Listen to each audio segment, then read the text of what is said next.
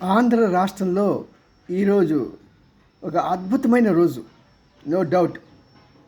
ఎందుకంటే క్యాపిటల్ ఏది మీ రాష్ట్రానికి అంటే చెప్పుకోలేని లేని దుస్థితిలో గత కొద్ది సంవత్సరాలుగా మనం ఉన్నాం.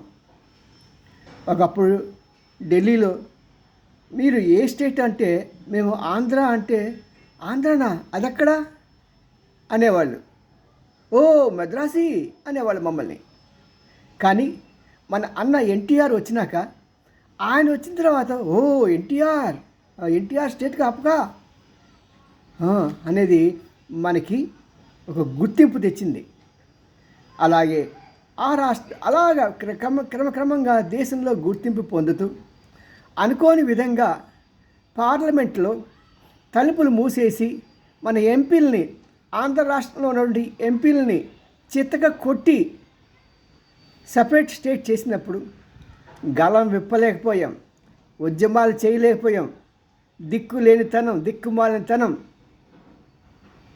దీంట్లో కొంతవరకు నేను కొన్ని పాయింట్లు చెప్తున్నాను, మీకు బాధ కలుగుతాయి, సూటిగా బాధ కలుగుతాయి.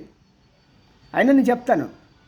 ఇప్పుడు విశాఖపట్నం స్టీల్ ప్లాంట్లో ఉద్యోగాల కోసం చాలామంది కష్టపడ్డారు ఉద్యమం కోసం. ఆ ఉద్యమంలో కష్టపడిన తర్వాత మెజార్టీ ఉద్యోగాలన్నీ కూడా పక్క స్టేట్లకు వెళ్ళిపోయాయి. దాని గురించి ఉద్యమం చేస్తే ఏదో కొద్దిగా లాస్ట్లో ఎక్కడ కొద్దిగా గొప్ప మనకు వచ్చాయి. అలాగే లోకల్గా కూడా ఉద్యమం చేసిన వీటీఎం ప్రసాద్ కానీ మాలాంటి వాళ్ళు కానీ ఇవంతా కూడా అప్పర్ క్యాస్ట్లో ఉన్నారు. కానీ ఉద్యోగాల్లో మాత్రం ఓన్లీ ఎస్సీ ఎస్టీకి రిజర్వేషన్ ఇచ్చేసి ఈ అప్పర్ క్లాసే వాళ్ళని అణిచివేశారు. సాధారణంగా అందరు కూడా ఒకటే అంటూ ఉంటారు, ఎస్సీ ఎస్టీని అణిచేశారు. ఎప్పుడో 70 సంవత్సరాల క్రితం అణిచిన దాన్ని ఇప్పుడు వీళ్ళు నెత్తి మీద తీసుకొస్తారా? అప్పుడు మా తాతలు ఉంటారేమో. సో దాంతో ఏంటంటే అక్కడ విశాఖపట్నంలో ఈ స్టీల్ని ఆర్ఐఎన్ఎల్ని మూసివేసినా సరే ఉద్యమం రాకపోవడానికి కారణం అంటే అందరూ కలవట్ల. ప్రజలందరూ కలిసి రావాలి. ప్రజలందరూ కలిసి రాకపోవటం మూలంగా ఆ ఉద్యమం నీరు కారిపోయింది. పాప ఏదో మన పవన్ కళ్యాణ్ ఆయన వచ్చి కొద్దిగా గోల చెప్పి అదృష్టం బాగుండి ప్రభుత్వం రావడంతో మరి ఆ ప్రభుత్వం కూడా ఓకే ఈ 5 సంవత్సరాలు మనం ఏదో రకంగా సపోర్ట్ చేయాలి, 1700 కోట్లు 1600 కోట్లు అలా ఇస్తూ మనం దీన్ని ఐసీయూలో పెట్టి నడిపించాలి. నిజంగా అక్కడ ప్రభుత్వానికి కనుక ఆ బీజేపీ ప్రభుత్వానికి కనుక సరైన ఆశ ఉందనుకోండి, మనకు ఒక కోల్ మైన్ ఇవ్వండి, మీరు సపోర్ట్ చేయకలా 1600 కోట్లు 1700 కోట్లు మాటల ప్రతి సంవత్సరం ఎందుకంటే అలా ఇవ్వటం, అది వస్తే ఆ దాన్ని చూపించి మాకు లాభం వచ్చింది చెప్పడం. మేము దమ్మున రాష్ట్రం వాళ్ళం, కష్టపడి పనిచేయగల తెలుగు వాళ్ళం, మీరు మాకు ఒక్క కోల్ మైన్ ఇవ్వండి చాలు. ఇది కాకుండా పక్కన ఇంకో కొత్త ప్రాజెక్టు ఇప్పుడు వాళ్ళకి ఇస్తారు కదా, ఇవ్వకపోతే వాడు పెట్టుబడి పెట్టడు కదా, పోయేది ఎవరు? మళ్ళీ ఇదే కదా. ఎంతో ఉద్యమాలు చేసి ఎంతోమంది మా చిన్నప్పుడు మేము దీనికి చాలా దెబ్బలు తిన్నాం. మా పక్కనే పాపం ఒక అతను ఇది రైస్ మిల్ అతను ఉన్నాడు అనమాట. అది బుల్లెట్ సచినాపురం రైల్వే స్టేషన్ దగ్గర సిఆర్పి వాళ్ళు కాలిస్తే నా పక్కన అతను ఉన్నాడు అనమాట. అతని కాళ్ళలో బుల్లెట్ దిగింది, అతని చేత్తో పట్టుకొని తీసుకెళ్తే పాపం కాలు తీసేశారు. అలాంటి పోరాటాలు చేసిన మాలాంటి వాళ్ళకి ఏమీ దక్కల.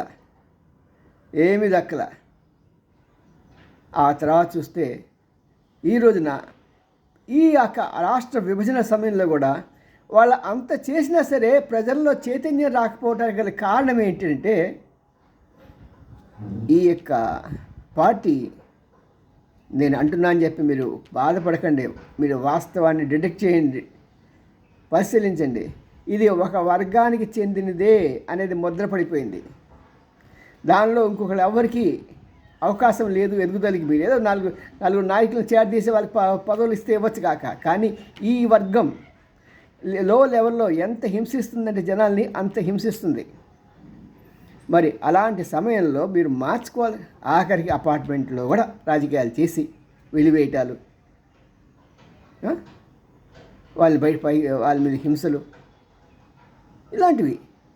మరి చూడండి, ఇలాంటి సమయంలో ప్రత్యేక ఇది వాళ్ళ తీర్మానం చేయటానికి చాలా అందరం సంతోషపడుతున్నాం. కానీ ఒకటే బాధ ఉంటుందన్నమాట, ఇక మళ్ళీ వీళ్ళకి డామినేషనే పెరుగుతుంది కదా అని.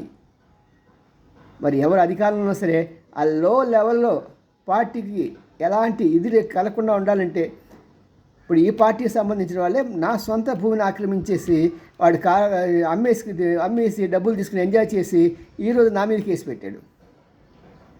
4 సంవత్సరాలు తిరుగుతున్న ఇంత వయసులో ఇవన్నీ ఏం రిఫ్లెక్ట్ చేస్తున్నాయి? మేము ఆనందించగలమా ఈ యొక్క ఉద్యమాన్ని? ఈ అద్భుతమైన రోజు. నేను నిజంగా వాళ్ళ మన పార్లమెంట్లో ఇట్లా మాట్లాడుతుంటే చాలా సంతోషం వేసింది.